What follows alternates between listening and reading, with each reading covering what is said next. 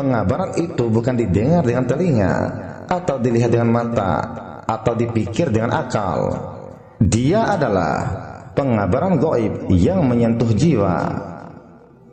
Sentuhan tangan gaib pada jiwa itulah yang membuat hati mendengar tanpa telinga, melihat tanpa mata.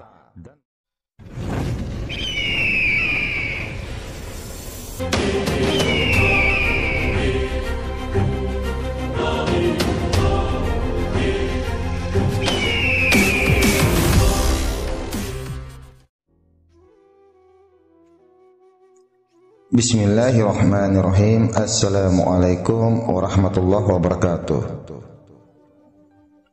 Cara sufi melihat Allah melalui alam. Sekarang aku ingin berbagi ilmu tentang bagaimanakah caranya kita melihat Allah melalui alam. Ketahuilah, ada 4 tingkatan pandangan mata hati terhadap perkaitan alam dengan Allah yang menciptakan alam.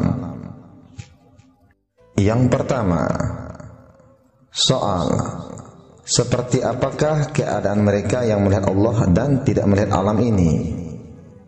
Jawab, mereka adalah umpama orang yang hanya melihat kepada api, bulatan api yang khayali, tidak menyilaukan pandangannya. Walaupun mereka berada di tengah-tengah kesibukan makhluk, namun mata hati mereka tetap tertumpu kepada Allah, tidak terganggu oleh makhluk. Lintasan makhluk hanyalah umpama cermin yang ditembusi cahaya. Pandangan mereka tidak melekat pada cermin itu. Yang kedua, soal lantas apakah maksudnya mereka yang melihat makhluk pada zahir tetapi melihat Allah pada batin? Jawab, maksudnya adalah mata hati mereka itu melihat alam sebagai penjahiran sifat-sifat Allah. Segala yang maujud merupakan kitab yang menceritakan tentang Allah.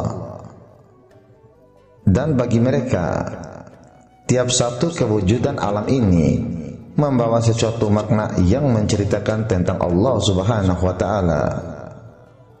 Bahasa mudahnya seperti ini. Apapun yang mereka lihat di dalam alam semesta ini, mereka selalu melihat ada ilmu Allah di dalamnya, ada pengetahuan Allah di dalamnya, ada kebesaran Allah di dalamnya, dan selalu membawa kabar tentang Allah, selalu membawa cerita tentang Allah, yang artinya di balik semua kejadian, baik yang belum terjadi ataupun yang sudah terjadi, sesungguhnya semuanya adalah tanda-tanda kebesaran Allah. Seumpama kita melihat seekor nyamuk, kita akan berpikir, siapakah yang menciptakan nyamuk ini? Bagaimanakah dia bisa berubah menjadi seekor nyamuk, padahal dia sebelumnya adalah dari seekor ulat, dan lain-lain sebagainya. Segala yang maujud merupakan kitab yang menceritakan tentang Allah, yaitu yang menyatakan bahwa dia adalah Allah yang Maha Esa, tidak ada yang serupa dengannya.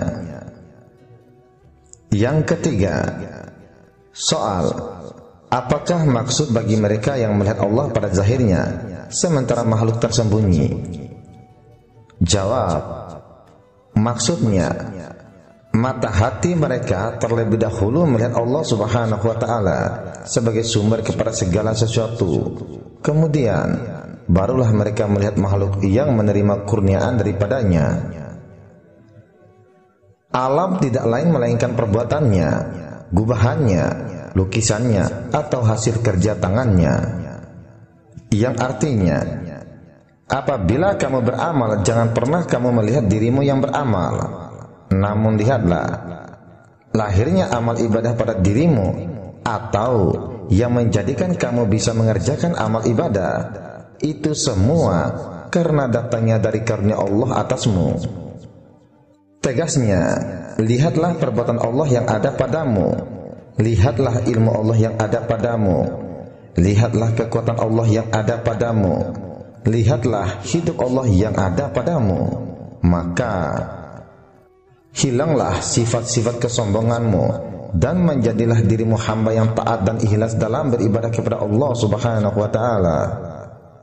Yang keempat, soal, apakah maksudnya mereka yang melihat makhluk terlebih dahulu kemudian barulah melihat Allah?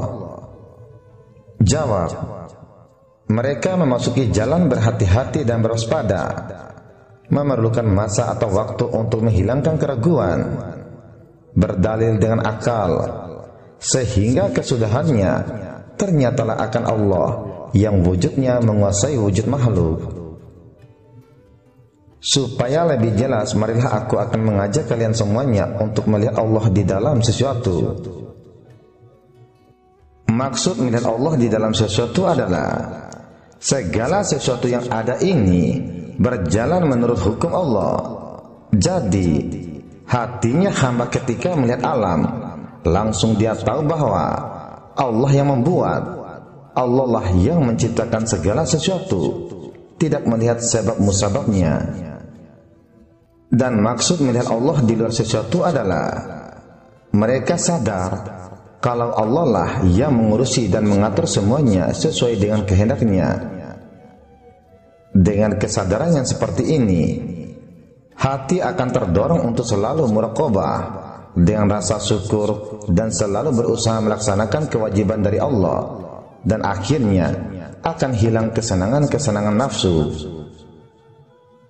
Soal, dan bagaimanakah caranya melihat Allah sebelum alam atau sebelum sesuatu diwujudkan? Jawab, caranya adalah kita harus melihat dan sadar bahwa dikala kita melakukan sesuatu yang diinginkan, itu tidak akan terjadi tanpa dikehendaki oleh Allah Subhanahu wa Ta'ala. Dengan kesadaran seperti ini, hati bisa bertawakal, menyerahkan semua pada Allah atas apa yang diinginkan, karena yakin semua yang wujud itu pasti Allah yang mewujudkan.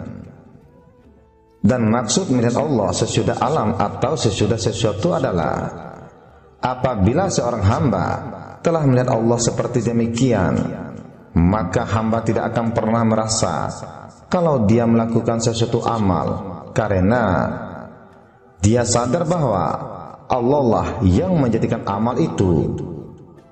Begitulah berbagai cara melihat Allah dalam berbagai keadaan, baik sebelum sesuatu, di dalam sesuatu, sesudah sesuatu, atau di samping sesuatu. Pertanyaan, apakah yang menyebabkan sebagian orang tidak dapat melihat Allah seperti yang sudah dijelaskan tersebut? Jawab, itu karena gambar-gambar alam, syahwat, kelalaian, dan dosa menggelapkan cermin hati mereka, maka mereka tidak akan mampu menangkap cahaya yang membawa kepada ma'rifat. Mereka gagal untuk melihat Allah sama ada di dalam sesuatu, di samping sesuatu, sebelum sesuatu, atau sesudah sesuatu. Mereka hanya melihat makhluk seolah-olah makhluk berdiri dengan sendiri tanpa campur tangan Tuhan. Ketahuilah olehmu, anasir alam dan sekalian peristiwa yang berlaku merupakan perutusan yang membawa pengabaran tentang Allah. Pengabaran itu bukan didengar dengan telinga, atau dilihat dengan mata, atau dipikir dengan akal. Dia adalah pengabaran gaib yang menyentuh jiwa.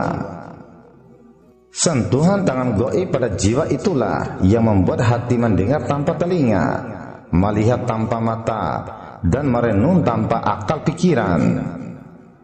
Hati hanya mengerti setiap perutusan yang disampaikan oleh tangan gaib kepadanya, dan hati menerimanya dengan yakin.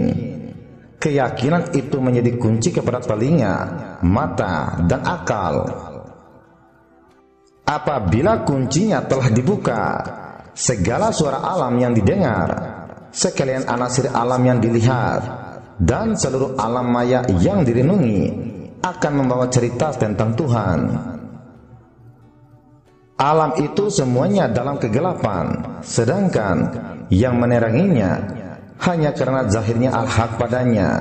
Maka barang siapa yang melihat alam lantas tidak melihat Allah di dalamnya, atau di dekatnya, atau sebelumnya, atau sesudahnya, maka Sungguh dia telah disilaukan oleh nur atau cahaya, dan tertutup baginya surya atau nur cahaya ma'rifat oleh tebalnya benda-benda alam ini.